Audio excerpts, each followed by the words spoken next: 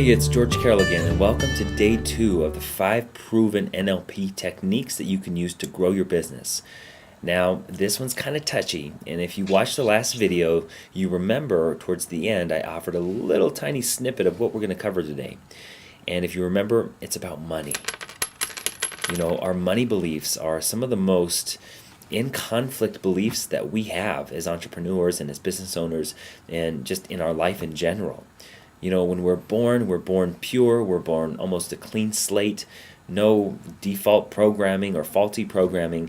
And then we grow up and we learn, things about money. And if we grew up in an environment where, money was scarce or there wasn't enough money, we may have created a belief that says, there's never enough money. And if we have a belief running in there like that says there's never enough money, guess what's going to happen in your experience? You're not going to have enough money. I run into this all the time working with entrepreneurs. They have this running in their head that there's never enough money, so they end up getting rid of it, they end up spending it, they end up trashing it, they end up burning it on some things, and they never have enough money. I'm going to offer a couple of statements, and your job in this session is to kind of feel into the statement and notice what the first thought is that pops up in your mind. Whatever that first statement is that pops in your mind. And the trick is you got to be really dirt honest with yourself. Do you think you can do that? Good, I knew you could. So I'm going to offer a few statements, and your job is to just say out loud whatever that first statement is, that first statement. All right? Are you ready? Take a deep breath in. All right. Ready? Money is, that first thought, whatever that first thought was, this is the opportunity that you have to take a look at whatever your beliefs are about money. Here's another one. Money is the root of all, I'm sure you've heard this one too. Money is the root of all evil. That's another belief that gets caught in there that's not so fun and doesn't help us create more money.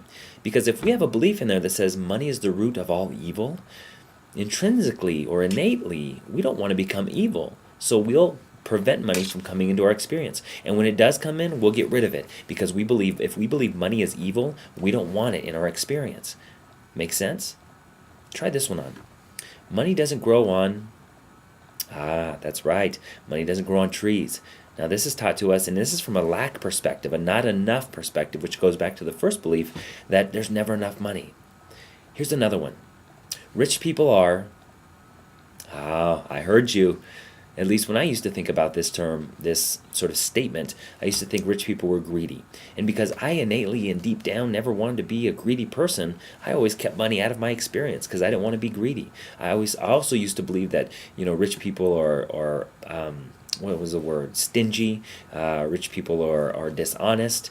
And because I don't want to be stingy or dishonest, I'm going to keep money out of my experience. And not only that, but I used to judge rich people as a way to make myself feel better about being poor.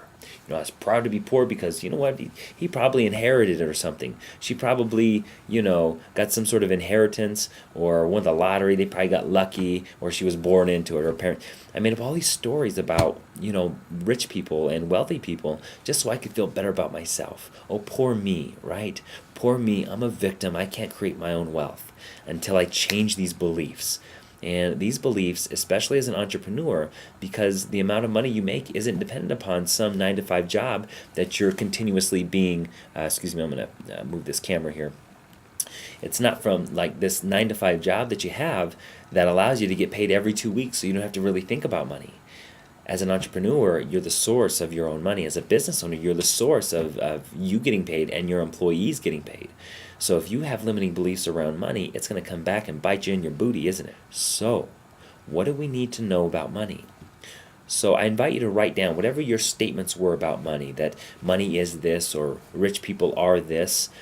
If there were some limiting beliefs around there, I invite you just to write them down somewhere. Go ahead and do that now. So as we continue, I want to offer a story. There was a family, if you can imagine, sitting there at Thanksgiving dinner, all this, gigantic table of food going on, turkey, ham, yams, mashed potatoes, all these things. And the little girl who was sitting there was 4 years old, watching her mom cut the ends off the ham. And as the mom was cutting the ends off the ham, the 4-year-old little girl was just curious and asked the mom, she said, "Mom, why are you cutting the ends off the ham?"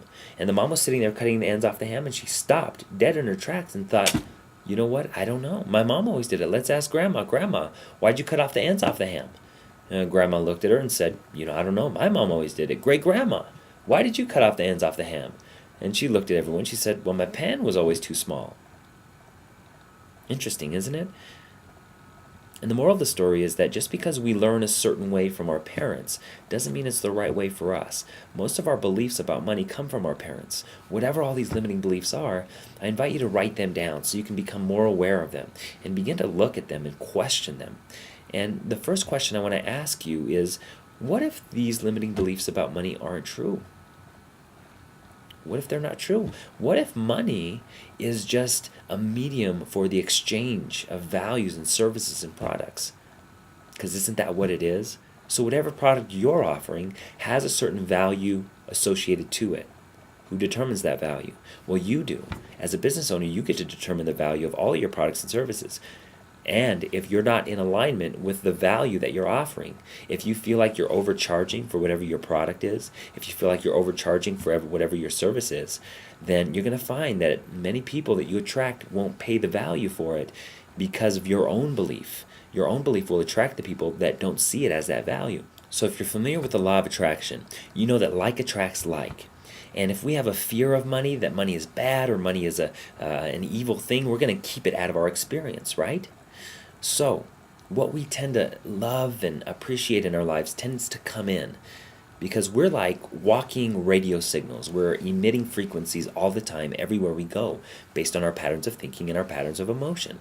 So when we begin to change our emotional patterns when it comes to money, and we can literally begin to fall in love with money, money will begin to flood itself in our experience. Does this make sense? And I know you might be thinking, love and money, they don't go together. But what if they do? Money allows you to have those things that you appreciate in life. Like if you enjoy traveling, if you enjoy having a nice car, if you enjoy having a car, period, if you enjoy having a roof over your head, these things that you get to enjoy as a result of money are reasons to like money. So now that we've uncovered some limiting beliefs about money, what are some more empowering and positive beliefs that we can begin to adopt with money? Because really a belief is just a thought that we keep thinking. If we continue to think a thought over and over and over and over, it's just like planting a seed to grow apples. You plant the seed, you water it, nurture it, give it sunlight, eventually it's going to sprout and grow apples.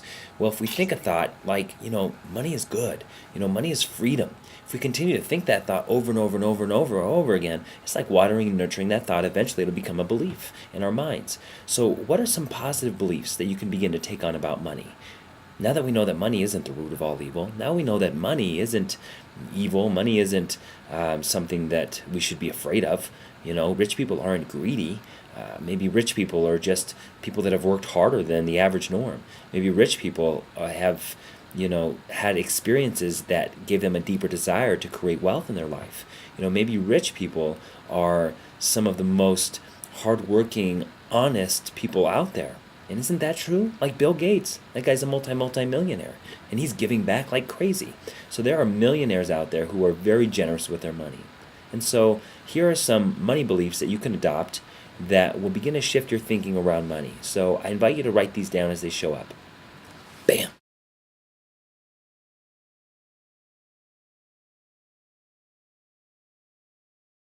So when we associate positive associations to money, like money is good, money helps me travel, money gives me freedom, money gives me, amazing food, money gives me amazing conversations, I get to use a cell phone, I get to have a computer. When we associate all these pleasurable things to money, more money will come to our experience. Does that make sense? And as an entrepreneur, your business is really running on the amount of income, on the amount of revenue that's generated from your business. So doesn't it make sense to begin falling in love with money? Maybe loving money like you love your best friend. Don't take my word for it, try it. And once you try it, watch what happens in your life. Modeling is one of the fastest ways to begin growing in our craft. It's essentially the idea of picking somebody who's mastered what we're already doing and then studying them, reading them, using them as a snapshot of what we want to become, of who we want to become. And really mimicking their values, their beliefs, their actions consistently, and eventually we get similar results. So stay tuned for tomorrow for modeling. You will thank yourself that you did. So take care, God bless, see you tomorrow. And remember, love money.